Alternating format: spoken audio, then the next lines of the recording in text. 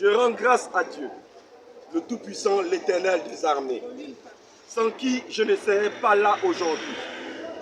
Car j'ai été enlevé le 25 août 2023 à la veille des élections générales, dans l'objectif d'être assassiné.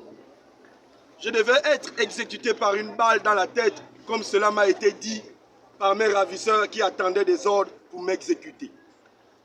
Au moment où j'ai été libéré, le 21 septembre, tard dans la nuit, j'étais le dernier des Gabonais à ne pas savoir que le pays était libéré depuis 3 semaines.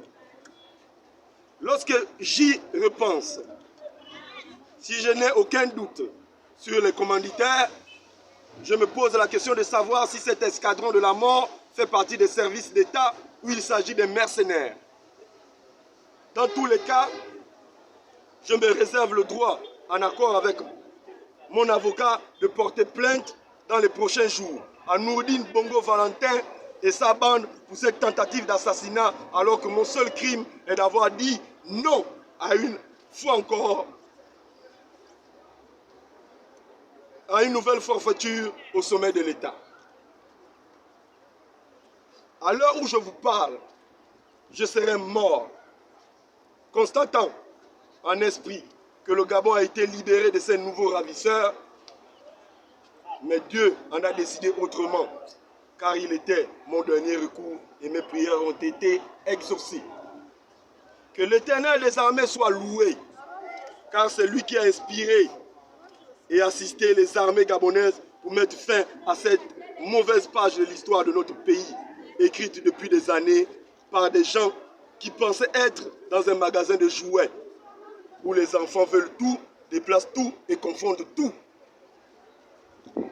J'exprime donc aussi ma profonde reconnaissance envers le général Brice Oligui Nguema, à tous les généraux et toutes les forces de sécurité et de défense nationale dont la bravoure a conduit notre nation hors des ténèbres pour arriver vers l'admirable lumière de la liberté que nous savourons aujourd'hui. Cependant, je ne peux prendre la parole aujourd'hui sans rendre un vibrant hommage aux héros émérites de notre nation, à tous les combattants de la liberté, ceux qui ont vaillamment lutté pour notre cher pays. Parmi eux, nous saluons la mémoire des martyrs dont Germain Mba, Joseph Renjambe, Lukaka Nziengi Mukwati, Martin Oulabou, sans oublier les oubliés. Nous saluons aussi la mémoire des grands lutteurs gabonais de la Fédération des étudiants d'Afrique noire en France, du mouvement de redressement national, Morena, dont Simon Oyonaba, Adrien Nguema Kondo, Jean-Pierre Nzogé Nguema, le leader de l'Union du peuple gabonais, UPG, Pierre Mamboundou, André Mbaouba, l'un des fondateurs de l'Union nationale, sans oublier les oubliés. Ainsi, les derniers martyrs, Mboulou Beka et Glenn Patrick Mundende, dont la mémoire demeure honorée, même si les conditions de leur mort doivent être élucidées. Mesdames et messieurs, chers compatriotes, après avoir rendu hommage à nos dignes héros, je me dois aussi de rétablir la vérité sur mon combat et sur le personnage du général Demapan. Mon nom de naissance est Gaël Koumba Ayouné. Je suis originaire de Ndende, dans le sud du Gabon.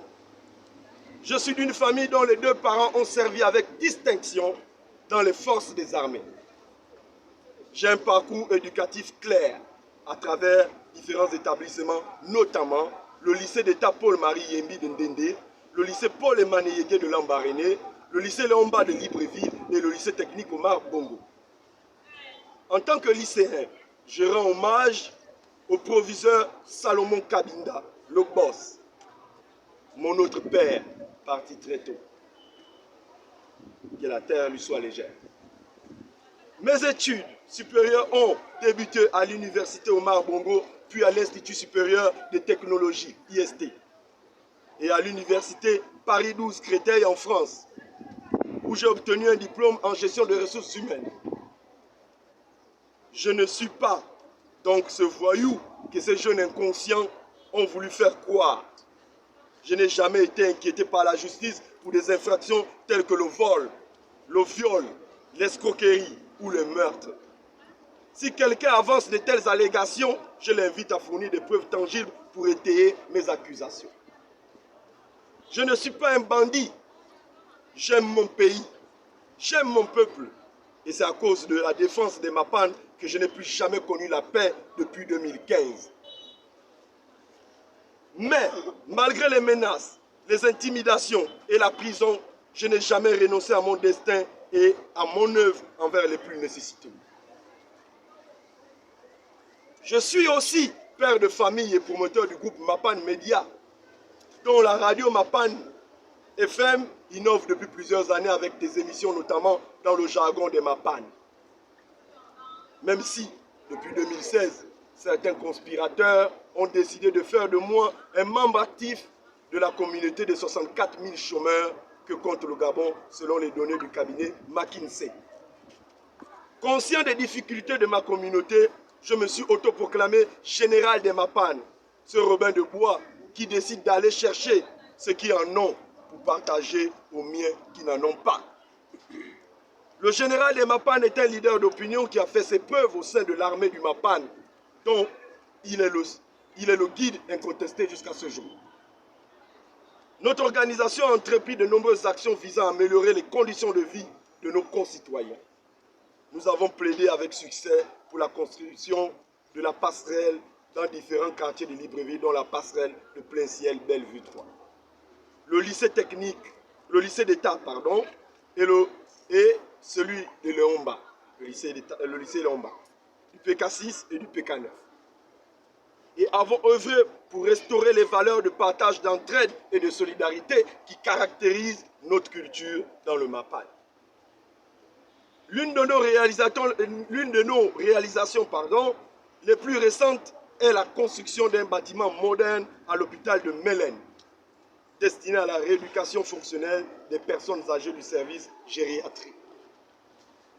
Cette initiative a été rendue possible grâce à une contribution financière de 25 millions de nos bienfaiteurs. Mais avant, nous avons, grâce à une chaîne de solidarité non partisane, aidé une veuve qui avait appelé au secours à avoir une maison rénovée et entièrement équipée à la baie du Cochon, derrière l'hôpital dans le 3e arrondissement de Libreville. C'est avec la main sur le cœur qu'en 2016, lors de la période post-électorale, nous avons apporté un soutien financier aux compatriotes victimes des violences, prenant en charge leurs frais d'hospitalisation et des médicaments.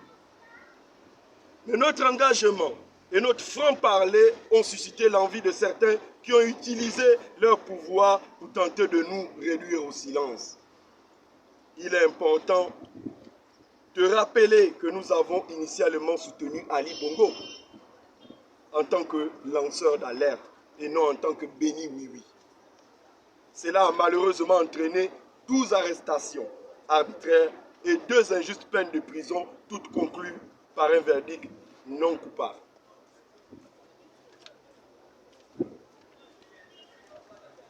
Je ne suis coupable d'aucun crime, si ce n'est que de mon amour pour mon pays et des jeunes, pères, mères et anciens de nos quartiers que je défends et que je souhaite voir bénéficier des richesses de notre beau pays. Il est primordial de comprendre que nous sommes des jeunes issus des quartiers défavorisés, animés par la détermination de prendre en main notre destinée pour améliorer la vie de nos concitoyens. Car l'État a trop souvent failli à ses obligations. Nous avons érigé une organisation basée sur les principes militaires où la discipline est notre moteur. Cela nous a permis de devenir un groupe de pression influent, défendant les intérêts de nos compatriotes à tous les niveaux. Il est essentiel de noter que notre organisation englobe une diversité de domaines bien loin des stéréotypes que certains peuvent entretenir, car une partie de nos troupes, notamment les intellectuels, sont invisibles. Aujourd'hui, une nouvelle ère s'ouvre devant nous et nous n'avons pas l'intention de rester en marge. Nous sommes résolus à soutenir activement le comité pour la transition et la restauration des institutions. Je sais que vous voulez tous que je dise où j'étais récemment. À ce sujet, j'ai déjà donné une interview dans le journal Gabon Revue. Ce qu'il y a à retenir, c'est que j'ai été enlevé par des gens encagoulés qui avaient l'intention de me faire disparaître. Je suis convaincu que si le général Brice Oligui Nguema n'aurait pas posé son acte de bravoure, par la grâce de Dieu, je serais aujourd'hui peut-être au passé, tant ces gens tenaient coûte que coûte à museler tous les esprits éveillés capables de mettre en mal leur plan de confiscation du Gabon. Dans tous les cas, ils ont certainement eu raison de m'enlever, car nous étions cette fois-ci prêts à donner nos vies pour mettre fin à ce film, ce mauvais film. Dieu merci, nous avons la vie sauve pour mieux servir notre pays. Mesdames et messieurs, chers compatriotes, il est courant de dire que ce qui est fait sans nous est fait contre nous. Nous prenons ces paroles à cœur et souhaitons contribuer de manière significative à notre société.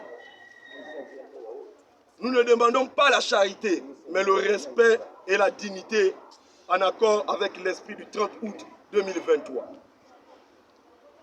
Nous n'accepterons plus une nouvelle manœuvre des gens du passé et dépassés pour replonger le pays dans des petits arrangements entre politiques. Le général président et le CETRI doivent avoir le temps nécessaire pour reformer la République et la remettre sur les rails. C'est pourquoi nous souscrivons à une conférence nationale qui va graver en lettres d'or l'avenir de notre pays. Nous serons auprès des nouvelles autorités pour les accompagner et les soutenir dans cette tâche que Dieu leur a confiée aujourd'hui. C'est enfin notre essor vers la félicité. Je dirais, au demeurant, mes remerciements à tous ceux qui, durant cette période, ont eu une pensée pour moi, à ma famille pour son amour inconditionnel, à mon avocat, Maître Pima Kaga, à qui je dois ma liberté, et à beaucoup d'agents, à mes amis, à la grande famille de l'armée des Mapan, à la diaspora gabonaise, notamment Jonas Moulenda, ce compatriote bienveillant, à Anne-Marie Dorasek, ma suppléante aux législatives 2018, et à tous les médias qui n'ont cessé d'alerter sur ma disparition. Diboti Dineni, grand merci. Béni et protégé soit le Gabon, uni dans la concorde et la fraternité. Éveille-toi Gabon, car une aurore d'excellence se lève. Vive les gens de Mapan, d'où viendra la révolution, notamment des consciences et des mentalités, pour que vive le Gabon. Un Gabon et des Gabonais à l'abri de la peur et du besoin.